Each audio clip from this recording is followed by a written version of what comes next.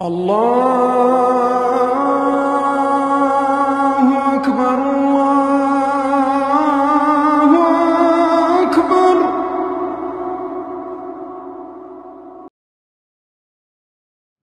السلام عليكم ورحمة الله وبركاته.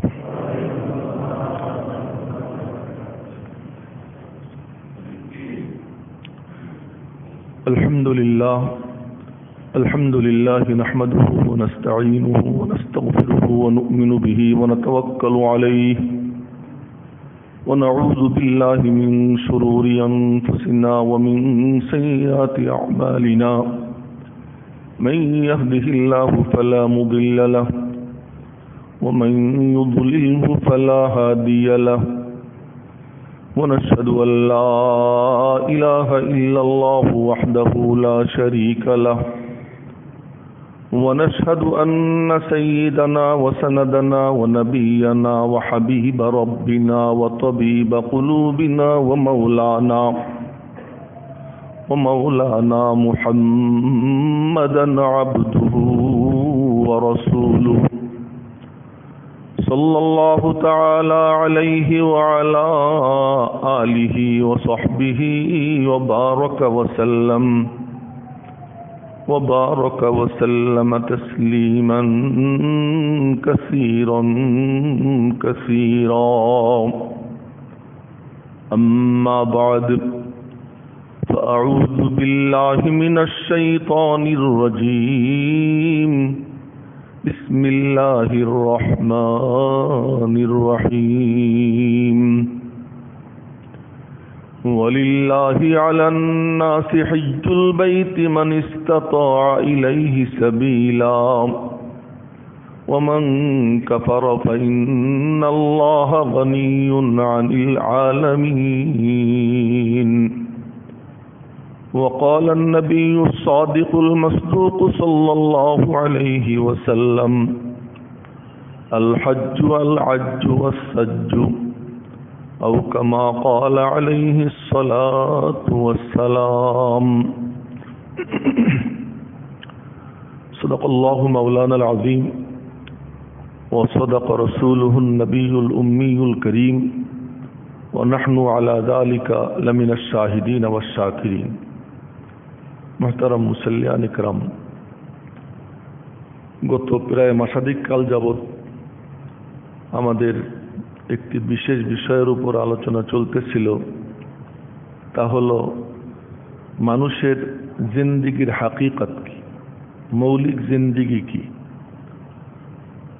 মানুষের শরীরটা মোটা হওয়া, সুঠামদেহী হওয়া, সুস্বাস্থ্য হওয়া, এইটাই কি জিন্দিগি, নাকি মানুষের জিন্দিগি বলতে অন্য কিছু আছে? এ সম্পর্কে আলোচনা করতেছিলাম যে আসলে মৌলিকভাবে মানুষের জিন্দিগি হলো আল্লাহ পাকের সাথে সম্পর্ক।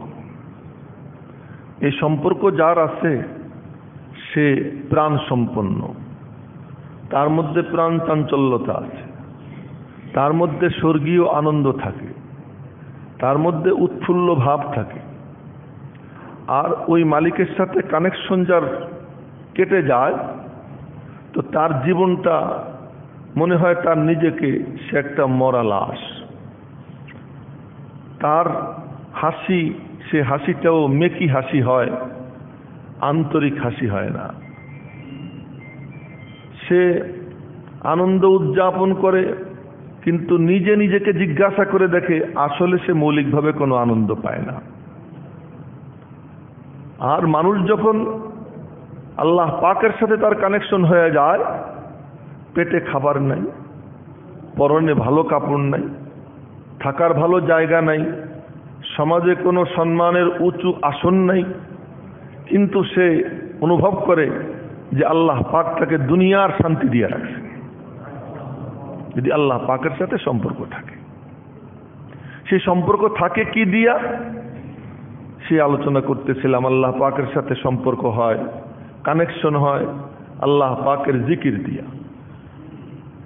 রাসূল পাক সাল্লাল্লাহু আলাইহি ওয়াসাল্লাম সম্পর্কে হাদিস বর্ণনা করেন আম্মাজান আয়েশা সিদ্দিকা রাদিয়াল্লাহু তাআলা আনহা, নবীজির একমাত্র কুমারী বিবি, আর কোনো কুমারী নারীকে নবীজি বিয়ে করেন নাই, সব বিধবা।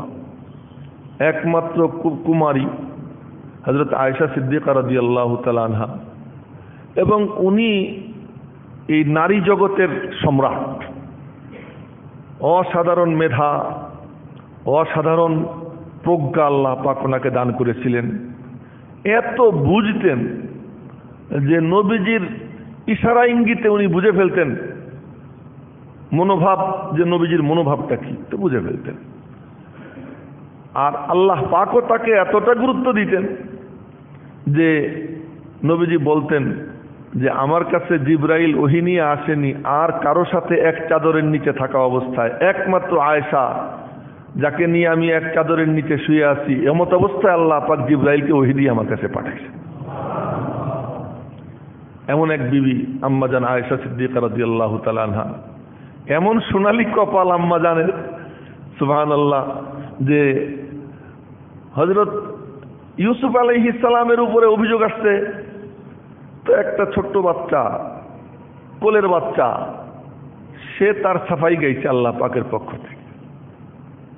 সে বলতেছে কি যে দেখো তো পাঞ্জাবি সামনের থেকে ছেঁড়া না পিছন থেকে ছেঁড়া, যদি পাঞ্জাবি যদি সামনের থেকে ছেঁড়া হয় তাহলে ইউসুফ দোষী আর জুলাইখা নির্দোষ, আর যদি পিছন থেকে ছেঁড়া হয় তাহলে ইউসুফ নির্দোষ, জুলাইখা দোষী। ফালাম্মা রাআ কামিসাহু কুদ্দা মিন দুবুর, এখন দেখে পিছন থেকে ছেঁড়া। তো সাফাই গাওয়া হয়েছে, কিন্তু সাফাই গাওয়াইছেন আল্লাহ পাক কাকে দিয়া? পিচ্ছি একটা বাচ্চাকে দিয়া। বিভিন্ন সময় বিভিন্ন জনের সাফাই আল্লাহ তাআলা পেশ করেছেন বিভিন্ন মিডিয়ায় মাধ্যমে।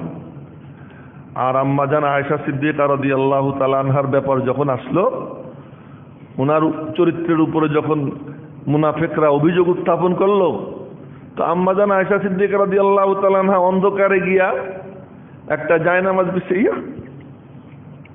সিজদায় পড়লেন, বললেন যে মালিক তুমি আমার পবিত্রতা বর্ণনা করে দাও। এই যে সিজদায় পড়লেন, আল্লাহ পাক রব্বুল আলামিন একটানা 10টা আয়াত নাজিল করলেন ওনার পবিত্রতা বর্ণনায়। এই হলেন আম্মা জান আয়েশা সিদ্দিকা রাদিয়াল্লাহু তাআলা আনহা। তিনি বড় বড় বর্ষিয়ান সাহাবীরা বিভিন্ন মাসআলার ক্ষেত্রে হযরত আয়েশা সিদ্দিকা রাদিয়াল্লাহু তাআলা আনহার শরণাপন্ন হইতেন। পর্দার এই পাশে দল বেঁধে যেতেন, গিয়ে বলতেন মা এই সমস্যার সমাধান করে দেন। হযরত মুআবিয়া রাদিয়াল্লাহু তাআলা আনহু চিঠি লিখতেন যে আমাকে একটা উপদেশ দিয়ে দেন রাষ্ট্র পরিচালনা করতে গিয়া। উনি হাদিস বর্ণনা করেন যে নবীজির অবস্থা কেমন ছিল। কানা ইয়াযকুরুল্লাহ তাআলা ফি কুল্লি আহইয়ানিহি, একটা সেকেন্ড ও নবীজির আল্লাহ পাকের জিকিরের বাইরে যেত না। 24 ঘন্টার প্রতি মুহূর্ত আল্লাহ পাকের জিকিরে তিনি কি থাকতেন? ব্যস্ত থাকতেন। কেন? এই জিকির হলো রূহ, প্রাণ। এবং নবীজির অবস্থা কি ছিল? কোন একবার উপরে একটা কিছু নামাইতে হবে, নবীজি বললেন আলী তুমি আমার উপরে চড়ে ওটা নামাও। হযরত আলী বললেন ইয়া রাসূলুল্লাহ আপনি আমার উপরে চড়েন। নবীজি বললেন তুমি আমাকে বইতে পারবা না, তুমি আমাকে বইতে পারবা না। একটানা রোজা রাখতেন, কয়েকদিন একটানা কিছুই খাইতেন না নবীজি, কিছুই খাইতেন না। একে বলে সৌমে বেসাল। আজকে শুরু করলেন রোজা, তো 3 দিন 4 দিন চলে যায়, একটু পানি মুখে দিচ্ছেন না, কিছুই খাইতেছেন না। কোন সাহাবী তারা নবীজির অনুকরণে 2-1 শুরু করে দিছে। নবীজি মিম্বারে বসে বললেন এই মিয়ারা আমার অনুকরণ করার চেষ্টা করো না। ইয়া রাসূলুল্লাহ আপনি রাখেন, আমরা রাখলে কি সমস্যা? তোমরা কেমনে রাখবা? আমার আল্লাহ আমারে খাওয়ায়, আমাকে পান করায়। আমার আল্লাহ আমাকে খাওয়ান, আমাকে পান করান। কি মতলব? যে আমার আল্লাহ আমাকে যে গিজা দিয়ে রাখছেন, খাবার দিয়ে রাখছেন, যে রুহানি খাবার, ওই খাবার তোমার নাই, তুমি পারবা না। সেই রুহানি খাবার কি? আল্লাহ। সেই রুহানি খাবার হলো জিক্রুল্লাহ, আল্লাহ পাকের জিকির। মেরে মুহতারাম ভাইও, এজন্য নবীদের খাবার কম হইতো, নবীরা খাইতেন খুব কম। আপনারা চিন্তা করতে পারেন যে সকালবেলা একটা খেজুর ভাগ করে খাইতেন, অর্ধেক নবীজি অর্ধেক আম্মা জান আয়েশা সিদ্দিকা। 24 ঘন্টার মধ্যে নবীজি কত কাজ করতেছেন, ওই অতটুকু খাবার, আটখান খেজুর, একটা খেজুর। তো তিনি কেমনে থাকতেন? ওই ভিতরে ওই জিকিরের শক্তি, এর অনুকরণ যারা করেছেন নবীজির এই মানে সত্যিকার অনুসরণ যাকে বলে, এটা যারা করতেন তাদের মধ্যে কোন কোন বুজুর্গের হাল পাওয়া যায় যে উনি ইন্তেকালের আগে বলতেছেন এখন আমার খাওয়ার কোনো দরকার নাই, এমনি সুন্নত হিসেবে 2-4টা খাই।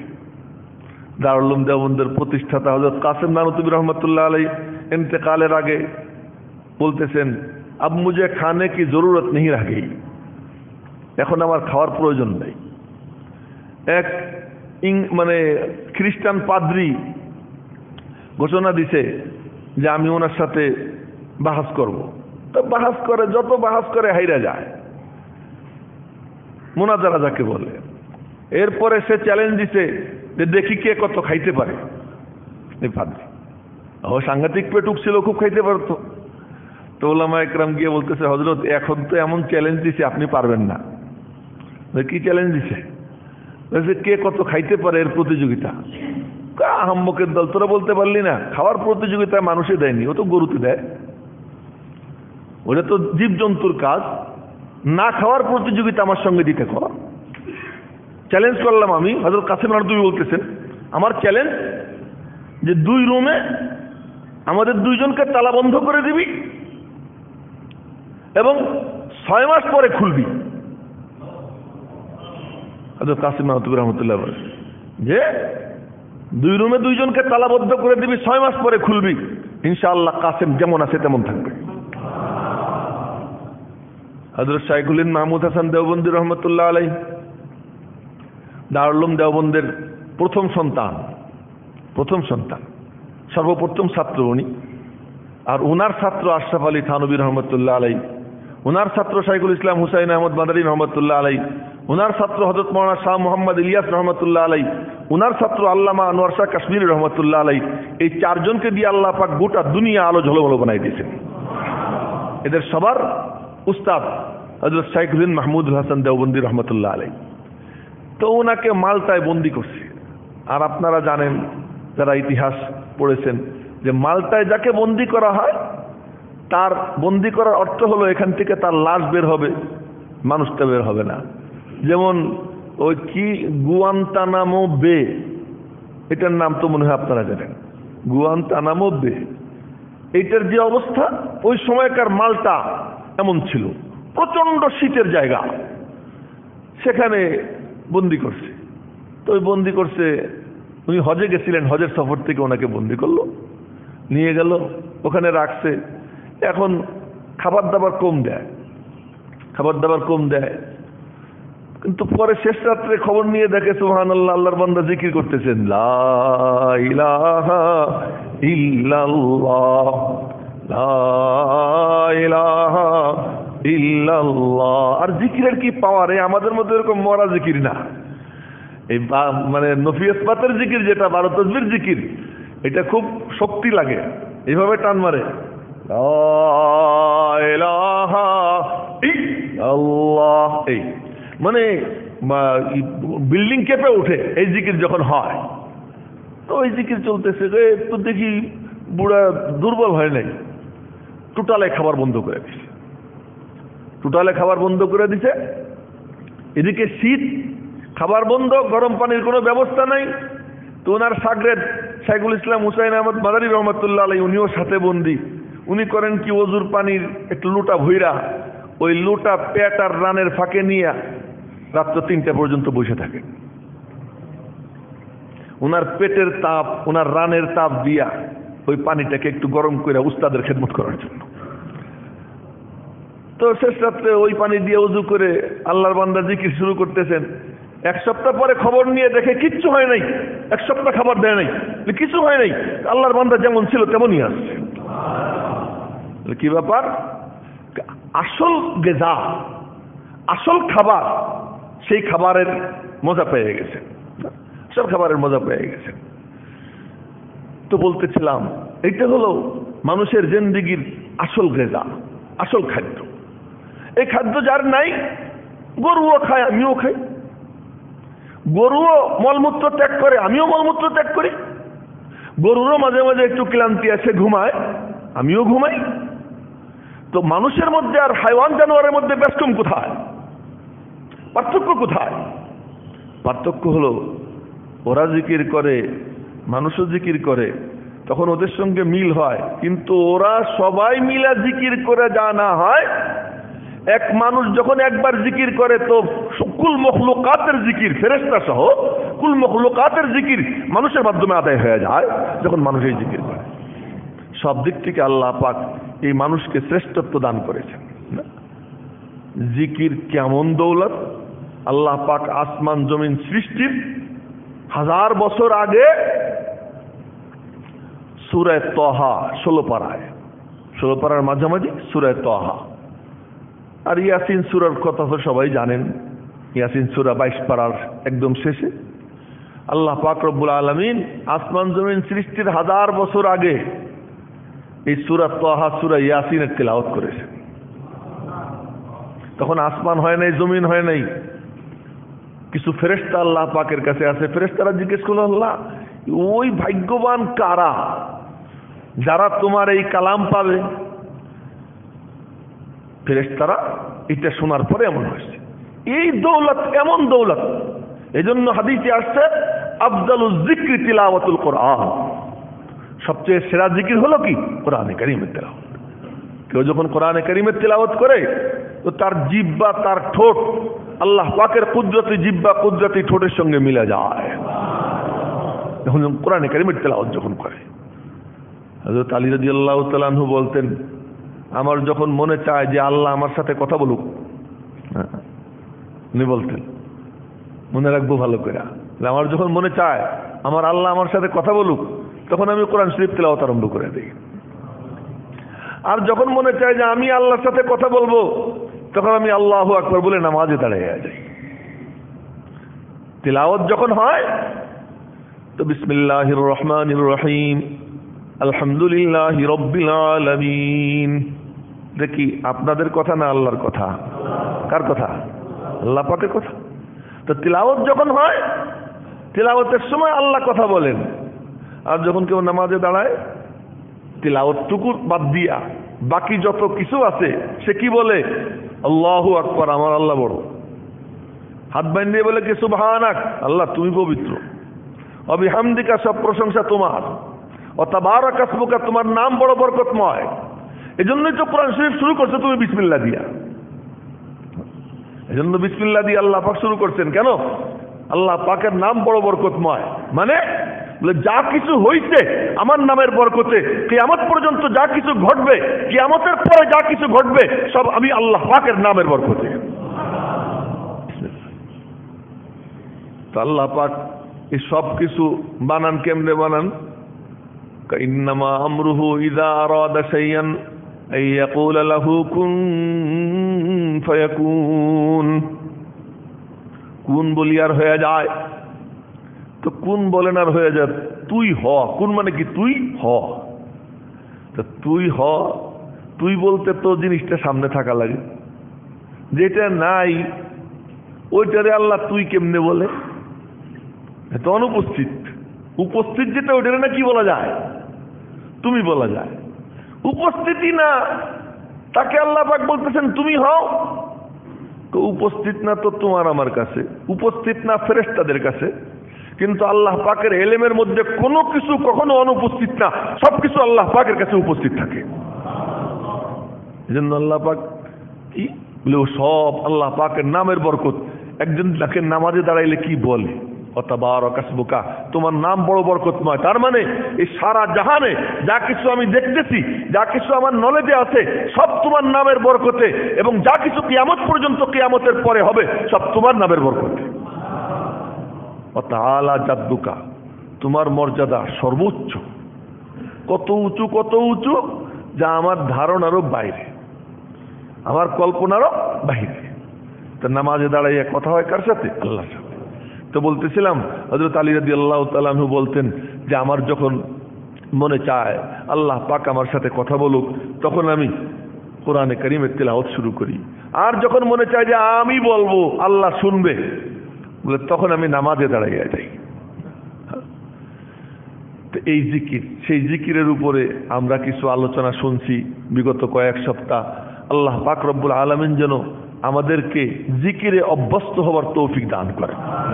জিকিরে অভ্যস্ত হওয়ার, জিকির অভ্যস্ত হয়ে গেলে জুবান মাহফুজ হয়ে যায়, সংরক্ষিত হয়ে যায়, জুবানটা সংরক্ষিত হয়ে যায়। জিকিরে অভ্যস্ত হয়ে গেলে আল্লাহ পাক রব্বুল আলামিন তার সময়ের মধ্যে বরকত দিয়ে দেয়। জিকিরে অভ্যস্ত হয়ে গেলে আল্লাহ পাক রব্বুল আলামিন তখন সে একা থাকে না, আল্লাহ তার সাথে থাকেন। সমস্ত বিপদ আপদ থেকে সবসময় আল্লাহ পাক তাকে হেফাজতে রাখবেন। এটা আমার কথা না, আমি এমনি এমনি ফজিলত বলে দিতেছি, মুখস্থ তা না।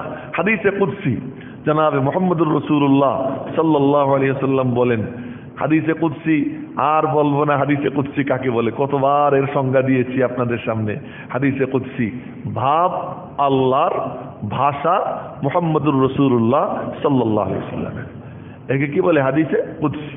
হ্যাঁ, বলবো না বলে আবার বলেও ফেললাম না। আমার উস্তাদ দারুল উলুম দেওবন্দের বুখারী শরীফ দ্বিতীয় খণ্ড পড়াইতেন, ইন্তেকাল করেছেন হযরত মাওলানা আব্দুল হক আজমি রহমতুল্লাহ আলাইহি। তো বুখারী শরীফে তো এক হাদিস আপনারা খুলে দেখবেন, এক হাদিস 8 বার 10 বার বিভিন্ন প্রেক্ষাপটে ইমাম বুখারী আনছেন একই হাদিস, তো বারবার আনছেন। তো উনি প্রথম যখন হাদিসটা আসতো বলতেন কি, দেখো ভাই ये হাদিস ফুলা ফুলা ফুলা ফুলা জায়গা पे आ रही है, অমুক অমুক জায়গায় ये হাদিস আসতেছে। अब मैं तकरीर कर रहा हूँ, बता रहा हूँ, फिर नहीं बताऊंगा। এখন এটার উপরে আলোচনা শেষ করে দিব আর বলবো না। আবার 1 মাস 10 दिन 20 दिन পরে ওই হাদিস যখন আবার আসলো, हाँ भाई याद है ये हदीस फला जगह आई थी, मैंने वहां बताया था और ये भी बताया था कि नहीं बताऊंगा, मैंने ये बताया था। এ বলতেন যে এই কথাও বলছিলাম যে আর বলবো না, এই বলছিলাম, এরকম ভাবে বলতেন। তো আজকে আমার তো মানে ওইরকম হয়ে গেল যে বলছিলাম যে হাদিসে কুদসি অনেকবার বলেছি আর বলবো না, তারপরেও বলে ফেললাম ভাব আল্লাহর, ভাষা মুহাম্মদুর রাসূলুল্লাহ সাল্লাল্লাহু আলাইহি ওয়াসাল্লাম। তার মানে বলতেছেন আল্লাহ আর ব্যক্ত করতেছেন নবীজি। কি বলতেছেন আল্লাহ? আনা মা'আল আবদি মা তাহাররাকাত বি শাফাতাহ, আনা মা'আল আবদি মা তাহাররাকাত বি শাফাতাহ। বান্দার 2 ঠোঁট, শাফাতুন মানে ঠোঁট, শাফা মানে ঠোঁট, শাফাতা মানে দ্বিবচন, শাফাতা দ্বিবচন। আনা মা'আল আবদি মা তাহাররাকাত বি শাফাতাহ, আমি বান্দার সঙ্গে থাকি যতক্ষণ পর্যন্ত আমার নাম নিয়ে তার 2টা ঠোঁট নড়তে থাকে। 2 ঠোঁট যতক্ষণ পর্যন্ত আমার নামে নড়ে অতক্ষণ পর্যন্ত আমি আল্লাহ ওই বান্দা বান্দির সঙ্গী হয়ে যাই। আচ্ছা বলেন তো, সঙ্গী যদি আল্লাহ হয় তাহলে সে বিপদে কেমনে পড়বে? আল্লাহ তার হেফাজত করবে না? আল্লাহ তার কি করবে? হেফাজত করবে। দেখা যাবে বিপদ, ওই বিপদটাকে আল্লাহ পাক বানাই দিবে রহমত, ওই বিপদটাকে আল্লাহ পাক কি নিয়ামত বানাই দিবে। হ্যাঁ, সুবহানাল্লাহ। জনাবে মুহাম্মদুর রাসূলুল্লাহ সাল্লাল্লাহু আলাইহি ওয়াসাল্লাম কথায় কথা চলে আসে হুদায়বিয়ার সন্ধির সময় কি মহা বিপদ, 6 হিজরিতে কি মহা বিপদ। সে বিপদ কি এই ইতিহাস এখন বলবো না। সেই মহা বিপদের সময় হযরত ওমর বলতেছেন, ইয়া রাসূলুল্লাহ আপনি কি সত্য নবী নন?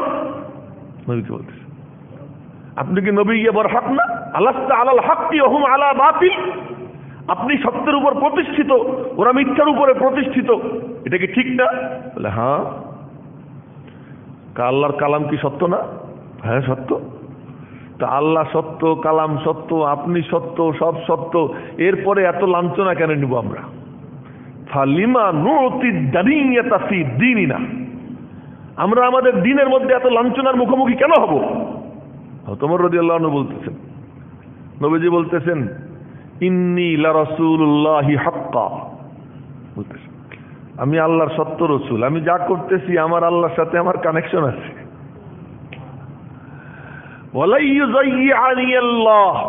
নবীজির বাক্য শুনে দিছি, আমার আল্লাহ আমাকে ক্ষতিগ্রস্ত করবেন না। এই যে দেখতেছো বিপদ, এই বিপদকে আল্লাহ তাআলা রহমত দিয়ে বদলে দিবেন। ইন্তজার করো। হযরত ওমর তো আবু বকরেও গিয়ে ধরছে, যখন কোনো ব্যাপারে হইতো কি শুরু করলেন নবীজি, হয়তো ওমর গিয়া বলতেছে, সব বক্তব্য শুনে হযরত আবু বকর বললেন, ওমর, নবীজি আল্লাহর সত্য রসুল, আল্লাহ পাক তাকে লাঞ্ছিত করবেন না। ঠিক নবীজির যে ভাষা, আবু বকরের একই ভাষা। এখন যখন রওনা হয়েছেন হুদাইবিয়ার সন্ধি শেষ করে মদিনা মুনাব্বরার পথে, হযরত ওমর তার উটের লাগাম ধইরা খালি ধইরা না, তাড়া দিয়া আগে চলে যেতেছেন। নবীজি তো মাঝখানে থাকতেন। সফর যখন হইতো নবীজি মাঝখানে থাকতেন, ডাইনে একদল, বায়ে একদল, সামনে একদল, পিছনে একদল। আবু বকর, ওমর, তলহা, জুবায়ের এই জাতীয় বড় বড় সাহাবীরা নবীজির আশপাশে কাছাকাছি থাকতেন। হযরত ওমরের তো কাছাকাছি থাকার কথা, কিন্তু উনি ওনার উটে তাড়া দিয়া সবার আগে চলে গেছেন। আপনারা মোবাইল আগের থেকেই সাইলেন্ট করে মসজিদে ঢুকবেন না, এটা ঠিক না। এটা তো এরপরে ওমর রাদিয়াল্লাহু তাআলা আগে চলে গেছে, মনে মনে বলতেছেন, না জানি আল্লাহর কি গজব নাজিল হয় আমার উপরে, তার কারণ নবীজিরে গিয়ে চার্জ করছি। তো নবীজিরে চার্জ করা এটা কত সাংঘাতিক ব্যাপার। খুব ভয়ে ভয়ে আগে আসে। এই সময় আসছে জিবরাইল এসা সূরা নাজিল করে, ইন্না ফাতাহনা লাকা ফাতহাম মুবিনা, ইন্না ফাতাহনা লাকা ফাতহাম মুবিনা, এই সূরা নাজিল করছে। তো নবীজি উটের পিঠে বৈশা এরকম বলে, ইন্না ফাতাহনা লাকা ফাতহাম মুবিনা। উট চলে, উট চলার তালে তালে মনে হয় যেন সঙ্গীত, ইন্না ফাতাহনা লাকা ফাতহাম মুবিনা। পড়তে পড়তে কয়েকবার পড়ে বললেন, আইনা ওমর, ওমর কোথায়? ওমর রাদিয়াল্লাহু তাআলা আনহু ভয়ে, নবীজি বললেন, ওমর রে আমার কাছে আসতে কও। ওমর উটের লাগাম ধরে নবীজির সাথে মিশছেন। নবীজি বললেন, শোনো, ইন্না ফাতাহনা লাকা ফাতহাম মুবিনা, আমি আল্লাহ তোমাকে সুস্পষ্ট বিজয় দান করে দিছি। মুবিন মানে সুস্পষ্ট। হযরত ওমর বলতেছে, আফাতহুন হুয়া, এইটাও বিজয়? আফাতহুন হুয়া, এইটারও বিজয় বলে? নবীজি বললেন, হ্যাঁ, এইটাই বিজয়, অপেক্ষা করো। তো যখন আল্লাহ পাকের সাথে সম্পর্ক থাকে, দেখা যায় অনেক যে খুব জিকির আজকার করে, ইবাদত বন্দেগী করে, মহা বিপদ তার উপরে দেখা যায়। আমার নবীজি বলতেছেন, আসাদুন নাসি বালান আল আম্বিয়া, বিপদের দিক থেকে একদম বিশ্ব চ্যাম্পিয়ন হলো নবীরা। বড় বড় বিপদ সব আসছে কাদের উপরে? নবীদের উপরে। ইতিহাস সাক্ষী। কিন্তু নবীদের থেকে কোনো প্রিয় ব্যক্তি আল্লাহর কাছে আছে? হ্যাঁ, সবচেয়ে প্রিয় ব্যক্তি কারা? নবী। এই জন্য কেউ একটু দিনের রাস্তায় থাকে, তার উপরে বিপদ আপদ দেখলে অনেকে বলে, আল্লাহ তোর উপরে ক্ষেপে গেছে। আরে আল্লাহ পাক খেপছেন কোথায়? আল্লাহ পাক তারা স্মরণ করছেন, আল্লাহ তারা স্মরণ করছে। এই জন্য জিকির হলো কি, আমি আজকে অন্য প্রসঙ্গ একটু আলোচনা করব, তার মধ্যে জিকিরের পরিশিষ্ট আর কি বলতেছি।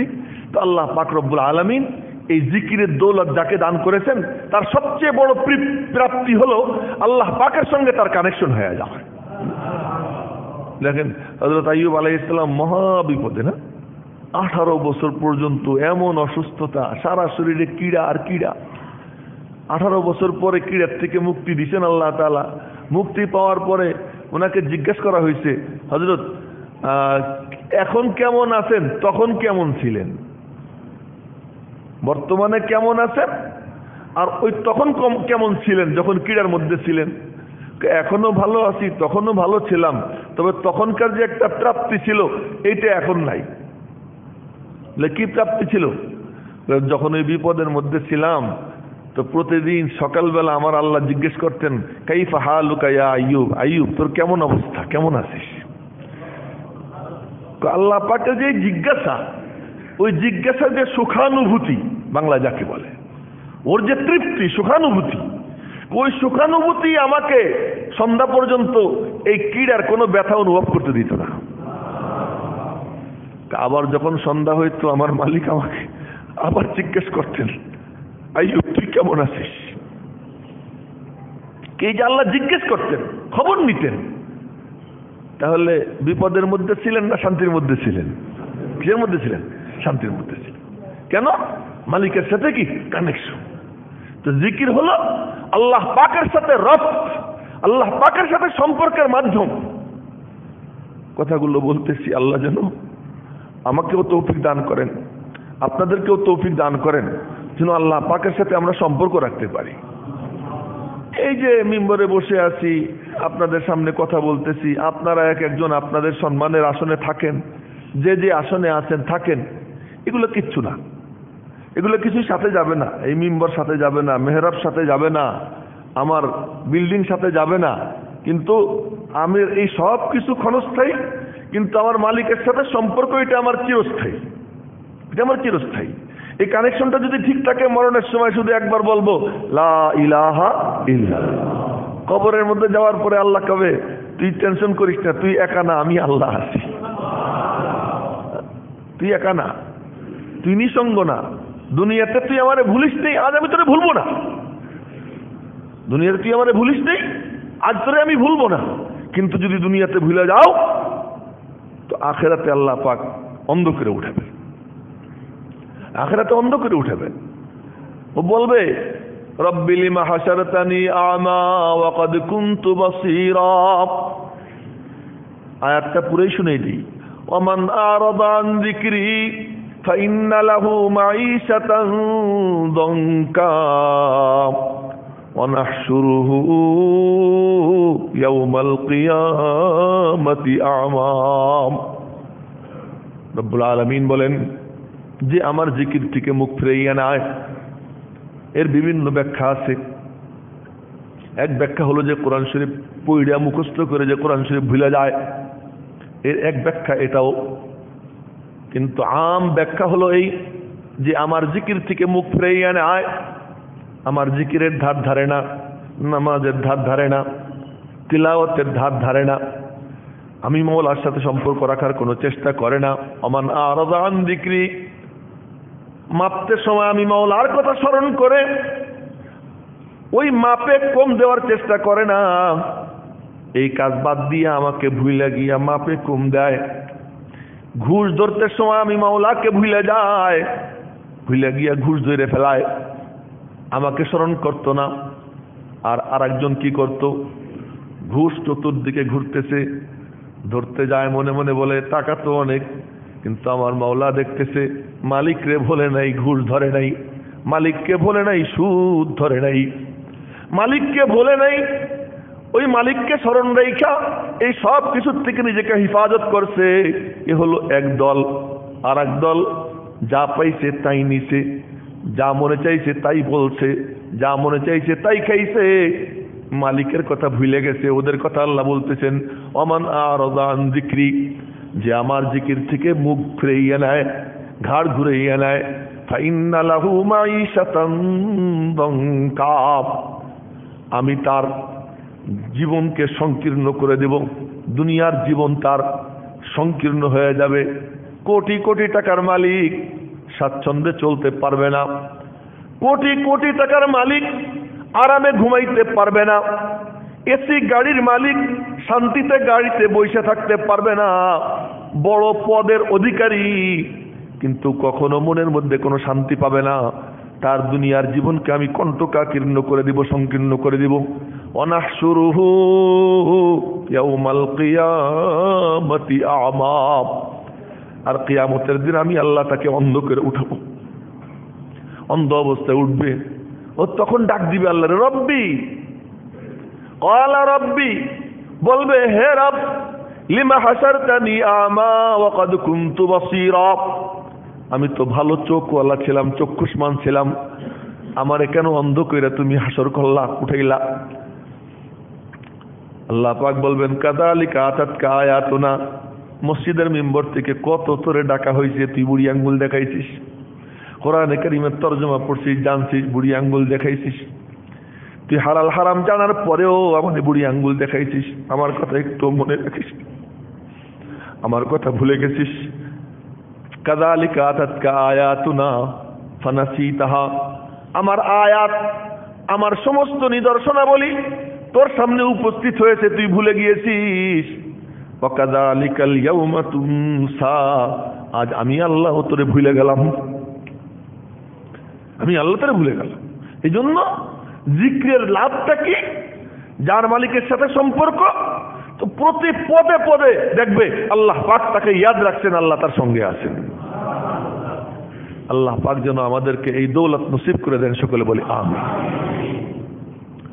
আপনারা লক্ষ্য করছেন আমি শুরুতে কি আয়াত তেলাওয়াত করছিলাম। এখানে আগে কোনো চিন্তা ছিল না, এখানে বসার পরেই হঠাৎ মাথায় আসলো, কিরে হজের মাস চলতেছে, হজের আলোচনা করলাম না। তো আল্লাহ পাক মানে কি বলবেন যে কিরে তোরা এই একটু করোনা ভাইরাসের কারণে একটু কঠিন অবস্থা চলতেছে, তো কিছুক্ষণের জন্য আমি তোদের একটু যাওয়া আসা বন্ধ করে দিছি, আর এই জন্য এই ব্যাপারটাই একেবারে ভুলে গেলি। এটা আমার মনের মধ্যে আসলো, এই জন্য আমি এই আয়াত তেলাওয়াত করছি। আজকে হজ সম্পর্কে কিছু আলোচনা করব ইরাদা ছিল, তো আজকে শুরু করতেছি। আল্লাহ পাক রব্বুল আলামিন আহকামুল হাকিমিন, তার দুই শান, আবার বলতেছি আল্লাহ পাকের দুই শান। এক শান হলো কি, তিনি হাকিম, হুকুমদাতা, তিনি মালিক, আমি গোলাম, তিনি যা বলবেন আমার তাই করতে হবে, এক সম্পর্ক। আর এক সম্পর্ক হলো আল্লাহ পাক মাসুক, বান্দা আশিক।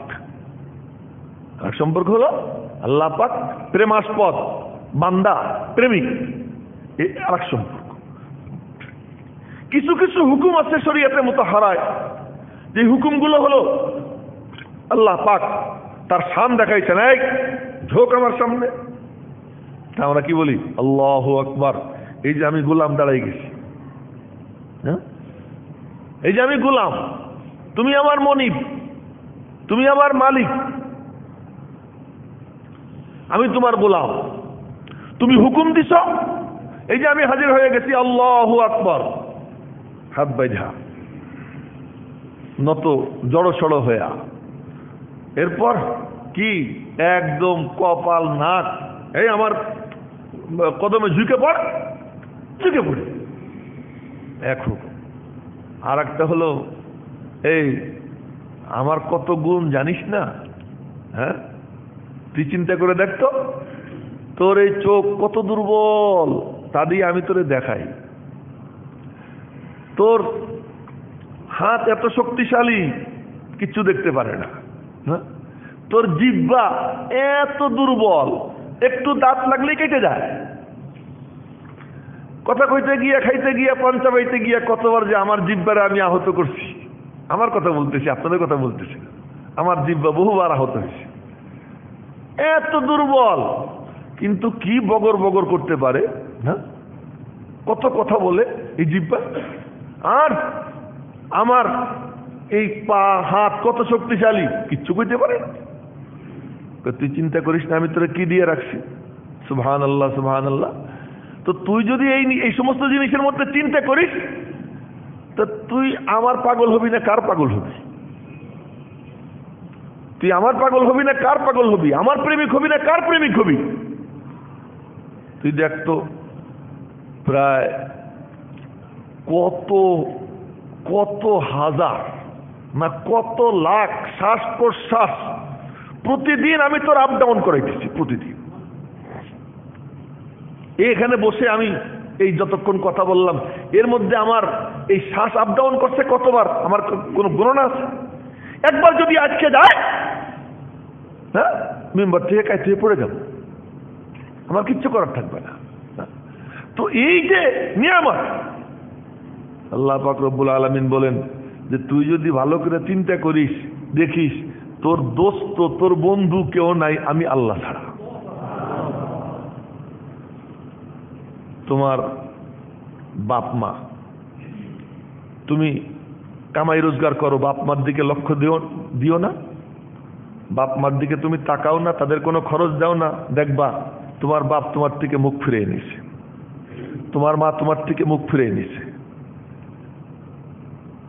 হয় কোনো কোনো সময় ব্যতিক্রমও হয়, স্বাভাবিক নিয়ম। আর অন্য অন্য যত মানুষ আছে তুমি দিবা, দেখবা বাবারে তোমার মতো কেউ লোক হয় না।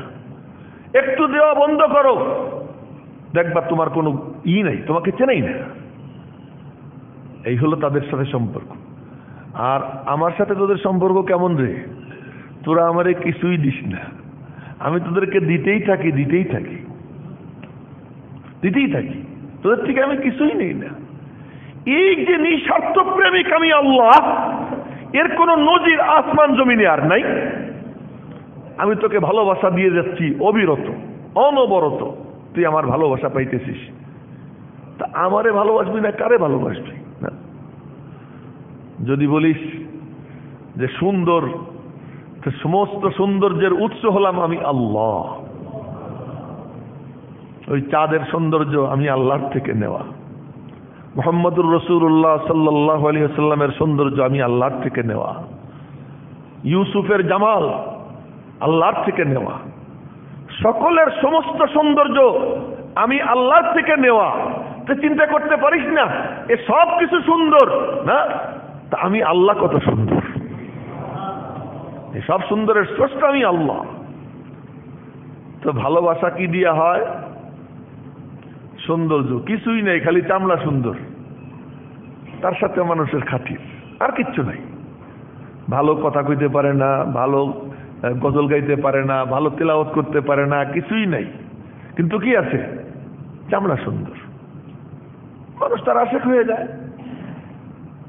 তো বলে সৌন্দর্য যদি দেখতে চাও, তো সৌন্দর্যের দিক থেকে আমি আল্লাহর থেকে সুন্দর আর কেউ নাই। জামাল, গুণ, গুণ আল্লাহর গুণ, সুবহানাল্লাহ সুবহানাল্লাহ, অকল্পনীয়। আর ইহসান, উপকার, আল্লাহর থেকে বড় উপকারী আসমান জমিনে আর কেউ আছে? হ্যাঁ, কোন তুলনাই হয় না। কুরব, নৈকট্য, দেখবেন কিছুই নাই কিন্তু আমার ভাই, আর কিচ্ছু লাগে না, কোনো সম্পর্ক নাই, শুধু আমার ভাগনা। ভাগনা বলতে গিয়ে মনে পড়ে গেল আমার একটা ভাগনা, আপনারা দোয়া করবেন, গতকাল অ্যাক্সিডেন্ট হইয়া মাথা কেটে গেছে, দাঁত দুটো ভেঙে গেছে এবং পার হাড় ফেটে গেছে, পঙ্গুতে ভর্তি আছে। আল্লাহ যেন ওকে সুস্থ করে দেয়, আপনারা একটু দোয়া করবেন। আমি গিয়েছিলাম কালকে দেখতে ওরে। তো ভাগনা ভাইস্তা, এদের সম্পর্ক কিচ্ছু লাগে না। এই সম্পর্কের কারণে কোনো গুণ না থাকলেও তার উপর থেকে একটা ভালোবাসা থাকে। তো চারটা জিনিসের কারণে ভালোবাসা হয়। একটা হলো বাহ্যিক সৌন্দর্য, আর একটা হলো আভ্যন্তরীণ গুণাবলী, আর একটা হলো তার পক্ষ থেকে উপকার, আর একটা হলো তার সাথে কানেকশন, ব্লাড কানেকশন হোক বা অন্য কোনো কানেকশন হোক, কানেকশন, নৈকট্য। আল্লাহর থেকে কাছের কেউ আছে? হ্যাঁ, কথা বললেন, আল্লাহর থেকে কাছের কেউ আছে? রব্বুল আলামিন বলেন, ওয়া নাহনু আকরাবু ইলাইহি মিন হাবলিল ওয়ারিদ। তোর পাশে এক লোক, তুই তারে ডাক দিতে পারতেছিস না, মনে মনে চাইতেছিস একটা ডাক দিবি, কিন্তু ডাক দিতে পারিস না। কিন্তু তুই এখানে ভিতরে ভিতরে তুই অস্থির হয়ে যাচ্ছিস, স্ট্রোকের মতো অবস্থা হয়ে গেছে, আল্লাহ না করুক। পাশের কাউকে একটু ডাক দিব, ডাক দেওয়ার সামর্থ্য নাই।